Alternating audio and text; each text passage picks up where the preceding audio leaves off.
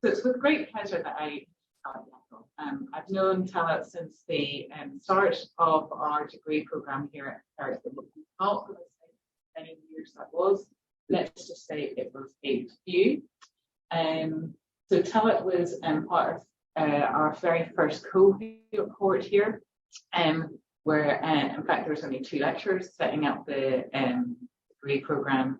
And I think there's about 5 or 6 of us by the time that you finish. So it's a very small cohort, both of academic staff and students. And so it's absolutely amazing to welcome her back. And the ethos of the degree programme then was to be inclusive and to add value to our students during their degree programme. And it's great to see what Talat has been doing over the interim period. So Talat is a consultant and a campaigner. She has worked in the third sector for over 14 years. She was the director of Equate Scotland from 2016 to 2020, working on women's equality across science, technology, engineering, and mathematics sectors. And during this time, she conducted and published the first intersectional analysis of women's experiences in STEM in Scotland. She is co-founder and chair of the cross-party campaign group Women's 50/50, the national campaign for women's fair representation in politics, and founder of Pass the Mic, the national project on women of colour's participation in Scottish media. She is also a member of the First Minister's Advisory Council on Women and Girls 2017 and became co-chair of the council in 2022. Her work broadly encompasses social research, policy analysis, and influencing and public participation. And she currently runs her own consultancy firm. In recognition of all her amazing achievements, she was made a Fellow of the Royal Society of Edinburgh in 2021. So it is with great pleasure that I now introduce Talat to give her talk in this session today. Thank you so much. And it's a real pleasure to be back at Heriot-Watt. I was walking across the campus and reminiscing largely about all the places that I've sat and pretended to revise across the campus when I've been here. But I adored my time at Heriot-Watt, and not just for the course, but for what was happening outside of the classroom as well. And it's a real delight to be asked to be here. I was saying before that when I first got an email from Dr. Mary Stewart, my initial reaction was to receive back to being 21 years old and assuming that I hadn't handed in an essay and breaking out in sweats. But apart from that, I was very happy to hear from her. And it's been a real pleasure to be able to catch up with the course and see how much it's grown from what was only a group of 5 lecturers who I got to get on with really well and I got to know really well, and a group of about 25 by the time we got to kind of third year. Now there's hundreds of students participating in the psychology department and a whole raft of different topics and different lectures there, and it's really wonderful to see it go from strength to strength.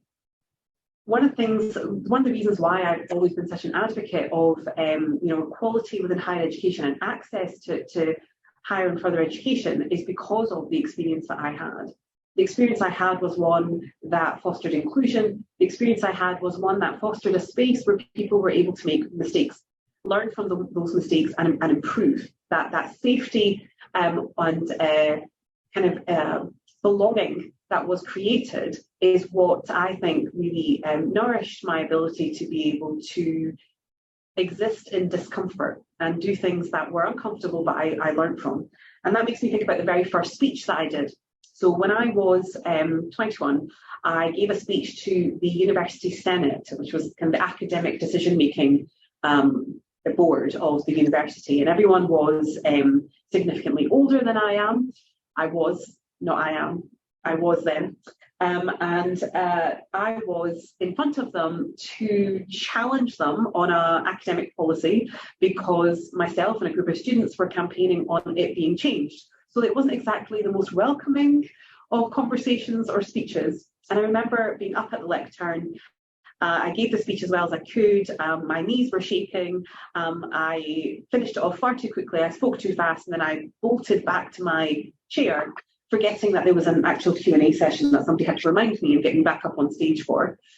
At that time, if somebody had told me that about 50% of my working career would be giving speeches and talks and presentations, I would have run away from it.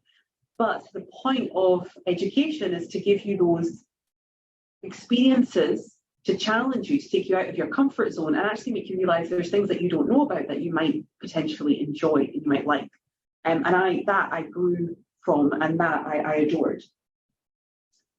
But often when resources go, when there's crisis, when there's difficulties, whether that's in the economy, society, or within an institution, it's those extra things that go around a classroom about inclusion, about well-being, that are the first to go. And it's the things that we need to actually hold on to the most, because it's what enables students, particularly students from marginalised backgrounds, to thrive, to not just survive in higher education, but thrive, to see it through and succeed.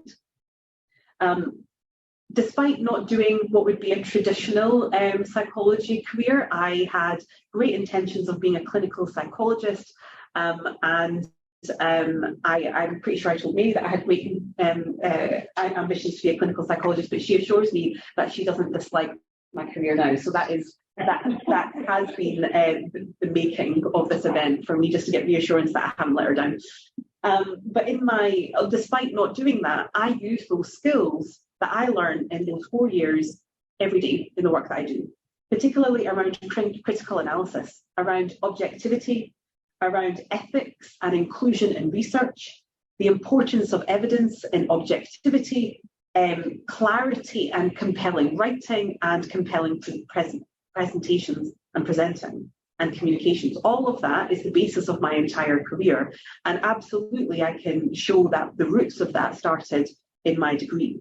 So it's not just simply what was asked in the exam, it's everything that goes around it within a university or college course that is the making of the employees, the leaders, the campaigners of tomorrow. My job has, over the past 14 years, 16 years, if I'm honest, has all been about social justice, equality and inclusion. It started right here, just down so long from where we are at the moment at the Student Union, where I got a taste of campaigning, I got a taste of politics, I got a taste for creating change and campaigning for social justice. And I realised that that's what I wanted to do. After that, I had an opportunity to work on different equalities issues, including inclusion and participation in higher education and students' rights. Since then, I've worked on mental health stigma, and most recently, I was director of Equate Scotland, as Mary said, which focused on women's participation in science, technology, engineering and mathematics. And despite the technical difficulties earlier today, Heriot-Watt is a leading STEM institution, and it's part of my work when I was at Equate Scotland was to actually work alongside Heriot-Watt, and I got a chance to return and see students, young women who are part of the computing programme and part of the engineering department as well, the School of Engineering here. But despite all of that, we still see real underrepresentation of women, particularly marginalised women, across STEM courses, and a huge drop-off from degree into employment. My job was to not just research why that was, but to work with employers to think about how they can do things differently, along with higher education institutes. How do they create spaces where women thrive, not just survive their degrees? How are they equally participating within their classroom experience, and how do we prevent sexism from being an issue that prevents them from prevailing within their degrees and prevailing within the industry as well. But the reason why that is particularly important is because the work that I did at Equate Scotland gave me a real insight to how institutions take forward equalities issues. And it brings me to the title of this talk, System Change, Not Surface Change. I'll give you an anecdote of some of the things that I was dealing with when I was at Equate Scotland. There were many industry representatives, many organisations doing really brilliant things and doing things that were about culture change, the deep work that's required for there to be sustained long-term change that actually has a positive difference for marginalised communities. But actually a significant number were doing the surface level engagement. And that included often calling up Equate Scotland and asking us to do a lunchtime seminar on unconscious bias training. And they would always pitch it as saying, could you come along and help us remove our bias within the organisation? We've got 50 minutes for you at lunchtime to come in and do a talk. Now, I'm good at my job, I'm not that good. So I can't come into a space and remove your bias because you gave me 50 minutes to talk to some staff. But whilst the notion of change making is so superficial, is so deeply entrenched in tick boxing, no change will be made. In fact, what happens is the veneer of change making prevents real change happening. And actually, what we do is a lot of whitewashing of what's really required. Now, a lot of the time when I was doing, we would call it unconscious bias training because unconscious bias was the industry term that everybody liked. But what was really happening was I'd call it unconscious bias training, say it was for 2 hours, get you in the room, lock the door, and then talk about institutionalized racism and sexism. Not necessarily the words that the industry likes to hear about. But it's necessary. If you don't call it what it is, how can you tackle it? If you give it a superficial lines that pacify and dilute the cause, dilute the problem, how can you change it? And I really struggled with that in that role. And it's part of the reason why I ended up becoming an independent consultant. That gave me a little bit more space, a little bit more breadth to be able to challenge some of that thinking within industry, within organisations, and including public institutions. And yes, I'm afraid that also includes universities, colleges, schools, public bodies of any sort. We often talk about diversity, equality, and inclusion. And once upon a time, those words had meaning. But now they often mean a multicultural event. They often mean a one-off. The term has lost the power that it once had to advocate for change, because change requires self-reflection, it requires challenge, it requires usually some power redistribution. And the question that I have for anybody pursuing any kind of inclusion activities, if power and wealth isn't redistributed, have you done any inclusion at all? If there is no redistribution of power, if there is no challenge to culture and status quo, you have not done anything about diversity, equality, or inclusion. What you've done is the veneer of change, the pacifying of change, to ensure that you feel better about it, but not necessarily that those who are on the margins and marginalised in society see any kind of difference. A great example of this is International Women's Day. Now, I adore International Women's Day. I adore that what it began as, and it began as protest. It didn't begin with the purpose of me being given International Women's Day vouchers from any commercial entity through my email inbox because they wanted to celebrate women. That wasn't the purpose. The purpose was societal change. The purpose was a recognition that women are continue to be objectified, continue to be exploited, that women are, and particularly women of colour, disabled women, working class women, those at the intersections of multiple inequalities have disproportionate discriminations that they experience, particularly around being locked into low pay and experiencing a continued gender pay gap. So one of the things that I really enjoy about International Women's Day, and some of you might have come across it, is on social media, there's the Gender Pay Gap bot. I don't know if you've seen this, but the Gender Pay Gap bot is pushing back on some of the whitewashing around International Women's Day. And any organisation or institute that tweets on social media about International Women's Day, they will reply to them pointing out their gender pay gap. And they do this, it's an automated system. I don't know who came up with it, but they deserve all the applause because it exemplifies, it illustrates the whitewashing that happens when change is pursued. We see this in greenwashing through sustainability efforts that are greenwashed to be meaningless, particularly around fast fashion, for example. We see this around pinkwashing, around LGBT rights. We saw a lot of that in the recent World Cup. If you are not doing the hard work of change making that requires principles, that requires a deep reflection of the efforts you are making on inclusion, then inclusion hasn't happened. This is where the critical analysis of my degree comes in handy, because actually you can't take efforts on diversity, equality and inclusion at face value. You have to do the critical analysis to identify who do they work for, who do these efforts work against, and have they actually made any difference to the communities that need it the most. One of the examples of this actually is the pandemic. COVID-19 really illustrated the extent of inequality in our society, and it really illustrated the surface level change when it came to equalities and progress that we experienced. So during COVID-19, we talked about the need to work from home, but who got to work from home? Largely those who had office-based jobs, largely those who had some form of financial stability, continuity.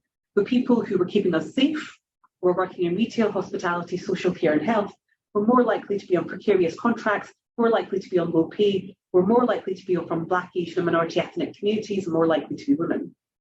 So who was kept safe? Who was exposed to more risk?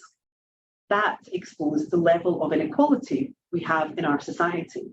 We saw a significantly high number of those with who were disabled or who had learning difficulties were more likely to contract and die as a consequence of COVID-19.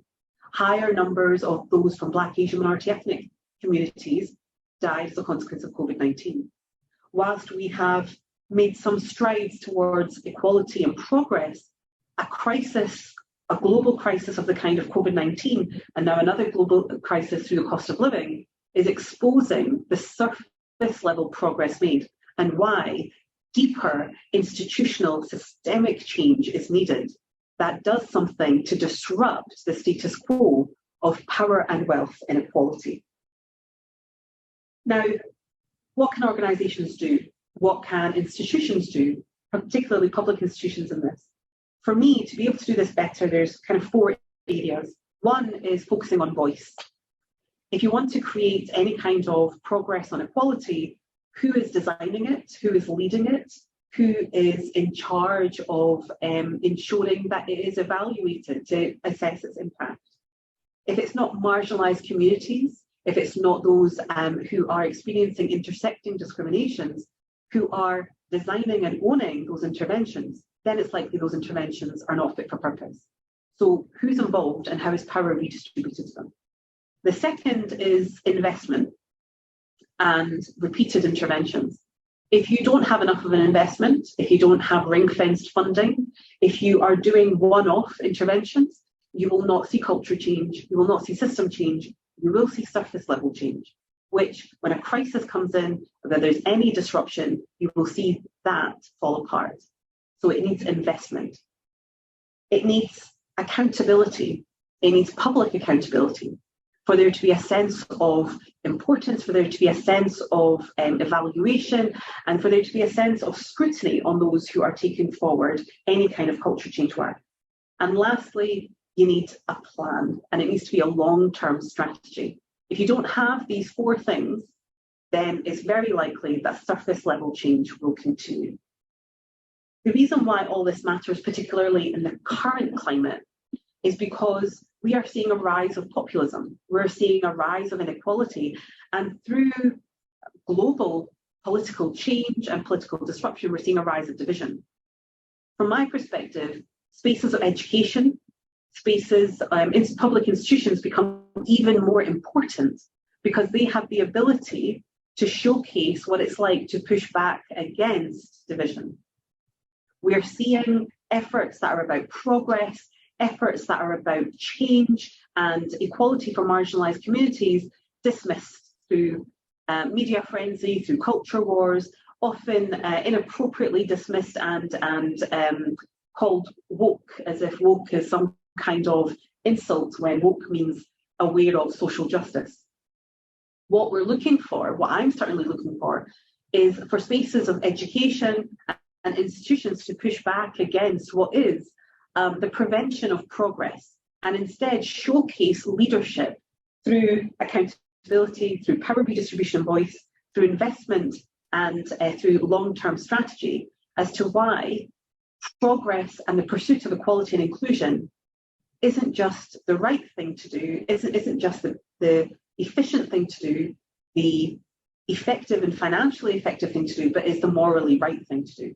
And I think now more than ever, universities and colleges, as microcosms of society that are often more diverse than the society or town or city that they're surrounded by, can showcase why progress is necessary for a sustainable future, for a fair future, and for a society that values those who are at the margins and transforms marginalisation into equality, inclusion and access.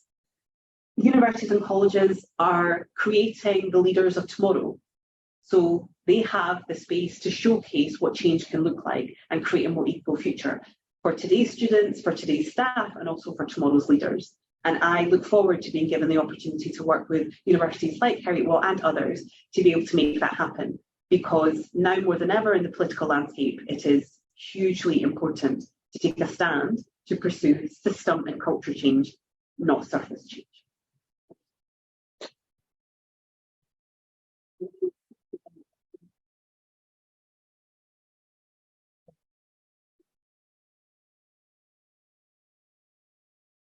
I'll ask a question. Sure. Because we have a good long discussion. Yeah. It's so important the work that you do for 15 plus years in the sector. I wonder if you'd be willing to share some of the kinds of difficult examples when you go into those environments, whether you're lobbying or campaigning, or whether it's the more direct, workshop development element. Yeah. What are the most common barriers to people even acknowledging that there might be a problem, and how do you start to engage people with that? Yeah, I think from a perspective of, say, for example, I'm going into a workplace or an institution and I'm talking to them about change in terms of progress. I think one of the things that people find quite difficult is to not compare inequality that they've experienced and inequality that's happening institutionally. So often when we say that there's groups of individuals who've experienced systemic or institutional inequality, one of the first things that I'll get in some of these spaces is, well, I've not always had it fair.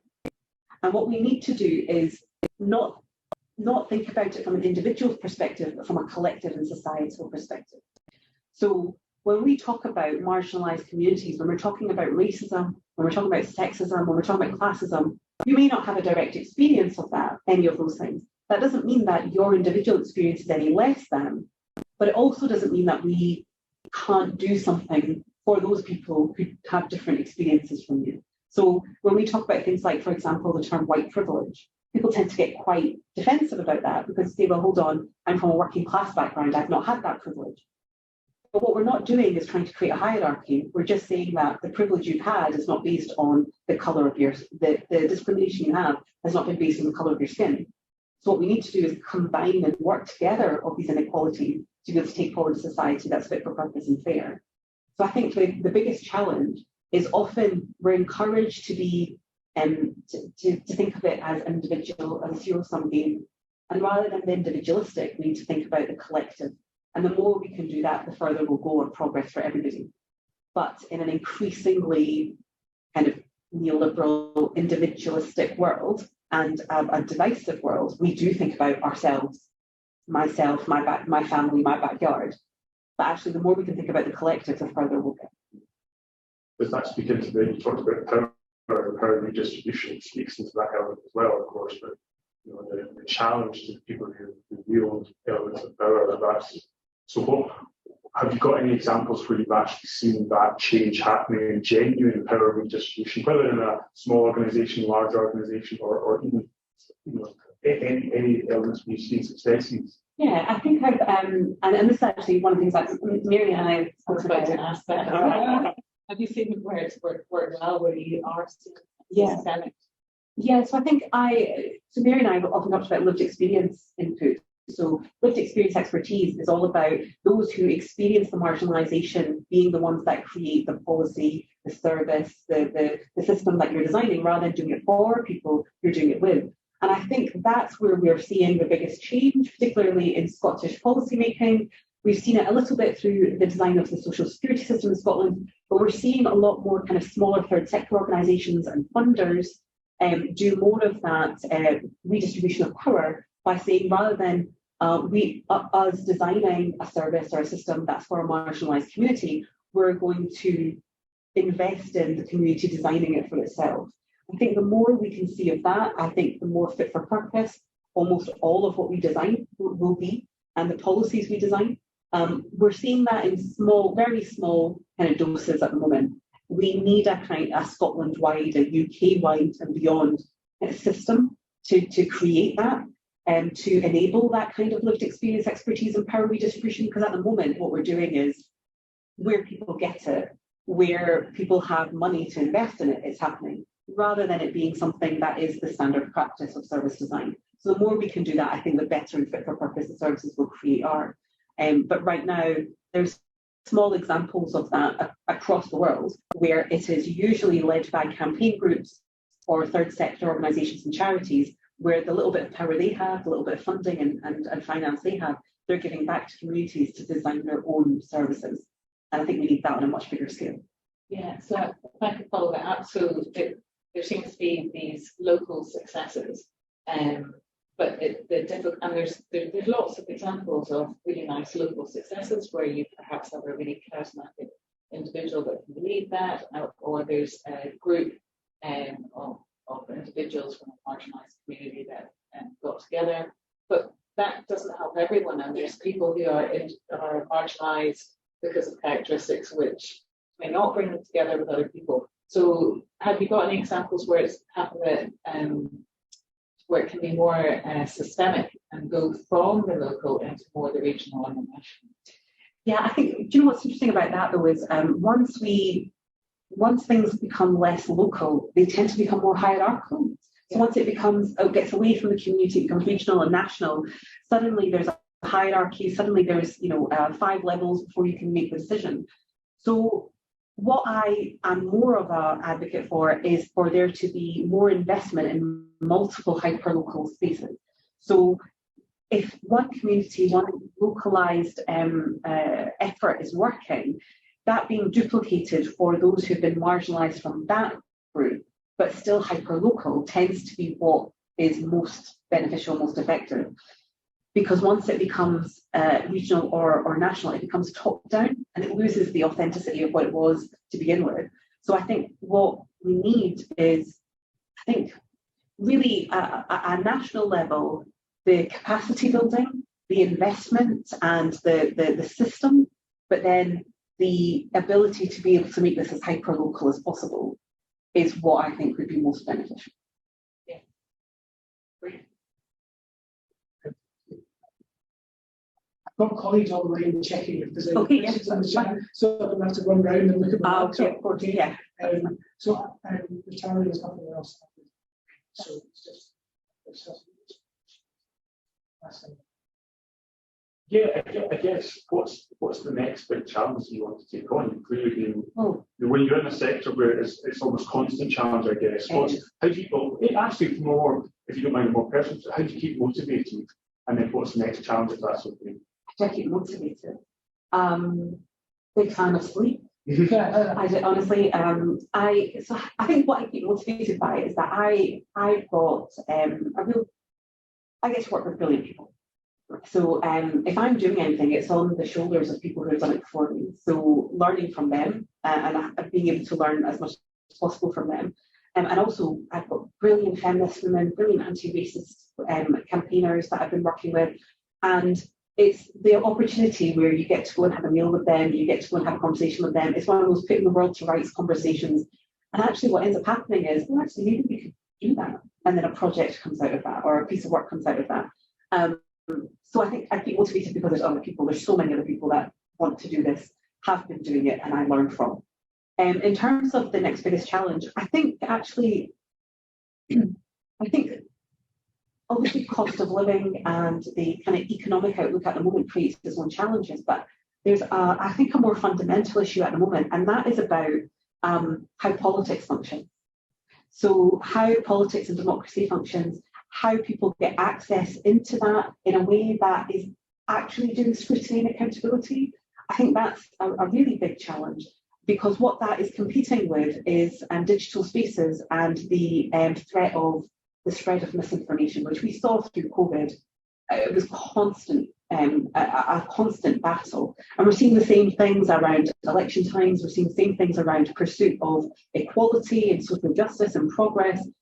Lots of misinformation and space that is creating a really divisive online community that then spills out into real life too. So I think that is the biggest challenge that faces us, is what impact does that have on people's participation in politics and the pursuit of equality. I don't think there is a good enough answer to that, but the answer that's needed is for politics to be more accessible to more people and for people to have access to scrutinise and engage in political decisions more. Just very tightly this week, the Met report was released, the Casey report, that details institutionalised racism, and misogyny, homophobia. Challenging for that organisation, but how important do you think it is for that kind of phrasing to be actually front and centre of that kind of report? Yeah, absolutely. You have to use the language of what's actually happening. If something is racist, you have to call it racist. Something's sexist and misogynist, you have to call it that. Something's homophobic or transphobic, it needs to be called that. I think the diluting of these concepts and sometimes diluting these concepts into calling them inclusion or diversity, equality and inclusion, takes away the power that they have. I mean, to be honest, in some ways, around media frenzy, around misinformation in online spaces, sometimes we're in a space where it's more problematic to be called a racist than it is to be racist. That's the space that we're in, and which is extraordinary to me. But you have to use the language. And these reports and the scrutiny is welcome, but I'm more interested in what happens as a consequence. This isn't the first report of its kind. We've got reports that happened as a consequence of the murder of Stephen Lawrence. We've had multiple reports of these kinds. There's been lots of cases and media reports. But actually, what happens next is a consequence. What are you going to change? What are you going to commit to? And most importantly, how are you going to open yourself up to be held genuinely to scrutiny? That's what public institutions need to feel comfortable doing. Just checking with Gavin if there's any questions to chat, because I'll do one more.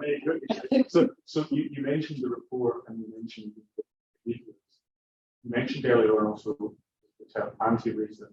So one of the clear issues in the Met report was that this behaviour was going on and it was very rarely challenged. Or when it was challenged by the people who were victims of the abuse, and as a result, can't call it out in the same way. So how do we change so we create the environment that people are genuinely anti-racist, anti-sexist, etc., so that the people who have those positions of privilege and power?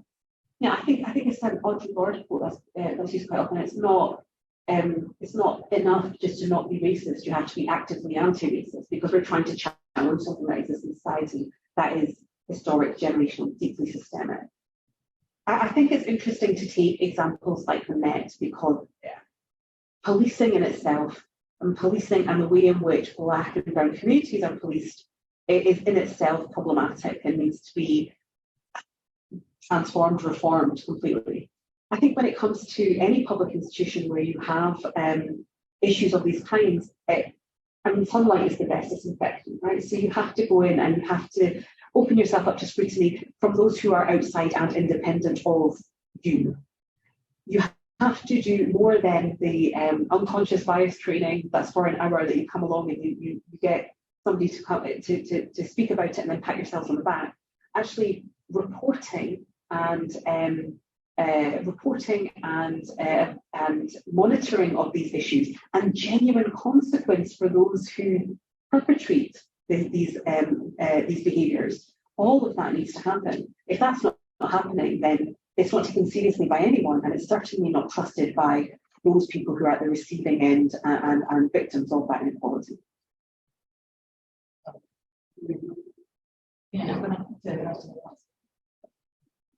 I mean, just absolutely fascinating, and in some other areas, we can look at, it's not just knowledge, it's actually understanding of people's experiences that can help change minds. It's not knowing about something, it's actually understanding and being able to put yourself in their shoes. Yeah.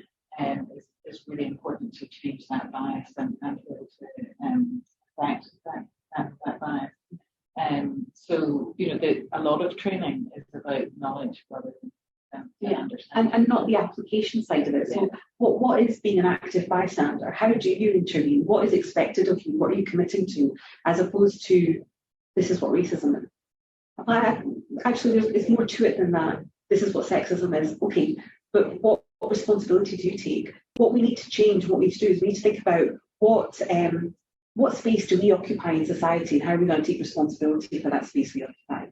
And how are we going to make sure that that space that we occupy is a space other people would also be comfortable in? Yeah, and as you said, it's that kind of change from the ground up, you know, shining the light on it, shining the light and saying that there's issues there, but also involving everyone in that change and making sure that everybody's on board with that change and takes responsibility for that change. Yeah, that's interesting.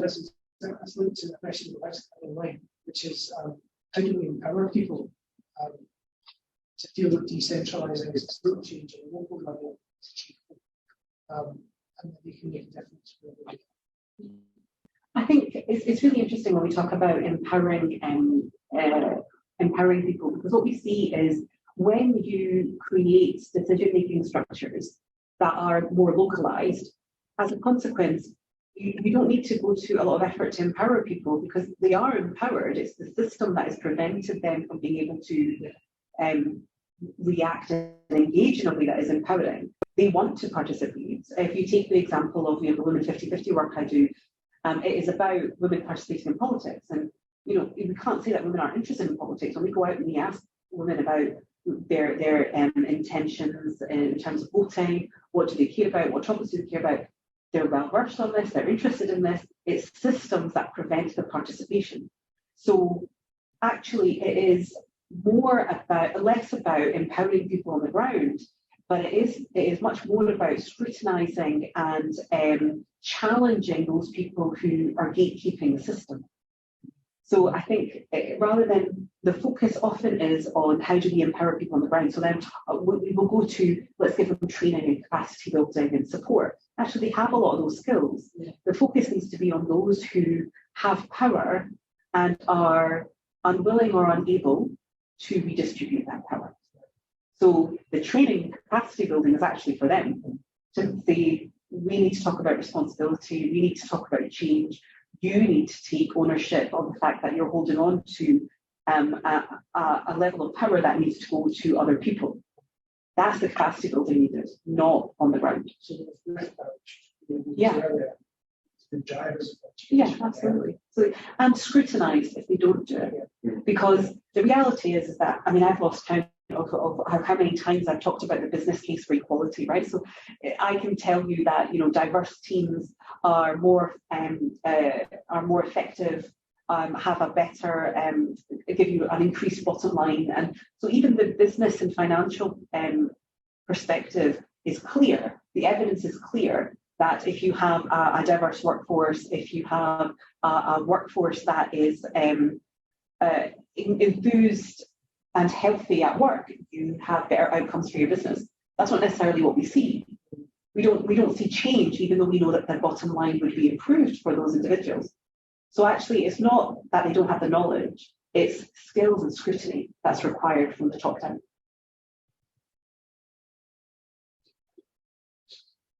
I could talk for hours.